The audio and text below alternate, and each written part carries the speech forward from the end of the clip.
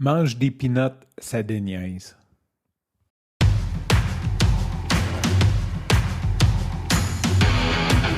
Il aime le code. Il faut que la communication soit codée, mais de façon claire et transparente. La rigidité, c'est pas pour nous. Mon nom est Francis Parent-Valquette et vous écoutez le Sandro Show. Mais le plus important, c'est qu'il est bélier.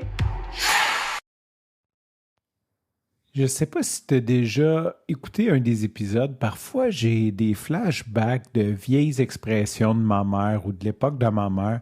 Puis j'aime ça les documenter sur le Sandro Show parce que ça montre que le temps passe puis que les façons de penser ou les expressions changent. Et ça me tente de les documenter pour m'en rappeler quand je serai plus vieux ou pour toi, peut-être ça va te rappeler des souvenirs. Et bien sûr, le Sandro Show aussi, j'espère qu'un jour mes enfants vont écouter ça, fait qu'ils vont sûrement trouver ça très très drôle d'entendre des vieilles expressions. Puis aujourd'hui, l'expression que je veux amener, que ma mère disait, c'était « mange des pinottes, ça déniaise ». Là, il faut mettre en contexte, ma mère était barmaid. Je disais, dans les années 80, tout le monde se tenait au bar, même si c'était pas barmaid. Et dans les bars, il y avait toujours un plat de peanuts. En fait, ils prenaient un verre, puis ils remplissaient ça de peanuts. Ou des fois, il y avait genre un bain avec des peanuts en écale que tu pouvais aller prendre avec un pichet. Et le but de ça, c'était que tu manges quelque chose de salé et là, tu avais soif et tu buvais plus. C'est comme... Aujourd'hui, c'est comme contre toute façon de faire. De un, tu n'as pas le droit d'inciter quelqu'un à boire. D'ailleurs, il n'y a juste plus de bars. Maintenant, c'est des restos-bars où il y en a très peu des bars. Ils ne renouvellent pas les permis. Et les peanuts étaient un allergène dangereux et je ne sais pas pourquoi on a de plus en plus de gens allergiques. Je pense que c'est pas une bonne idée de laisser traîner ça sur un bar dans un endroit public. Tout ça pour dire, c'était une expression en gros comme qui voulait dire tu vas-tu faire un move ou t'en feras pas un. Tu sais, en gros, là, c'était un peu ça.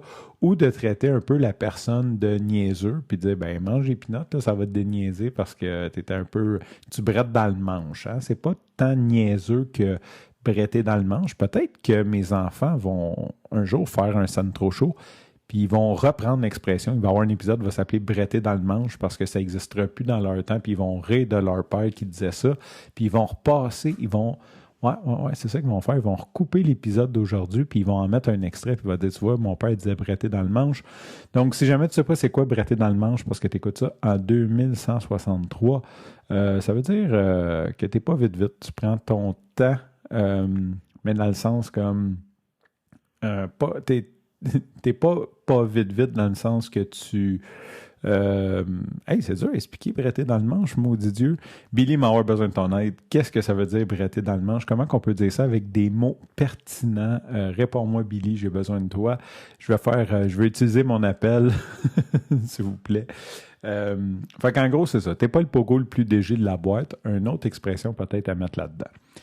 Fait que je voulais profiter mange des pinottes à Deniaise pour un peu voir comment que la société a changé. L'autre jour, j'étais allé au chalet d'un de mes amis, puis il y avait un gros sac de peanuts en écale. Puis je me souviens, quand j'étais jeune, ma mère achetait ça. Il y avait des peanuts partout. On dirait qu'on mangeait juste ça, des peanuts. Il y avait même des avions quand il n'y avait pas de repas, parce que oui, avant, quand tu achetais un billet, avant c'était la classe volée, hein.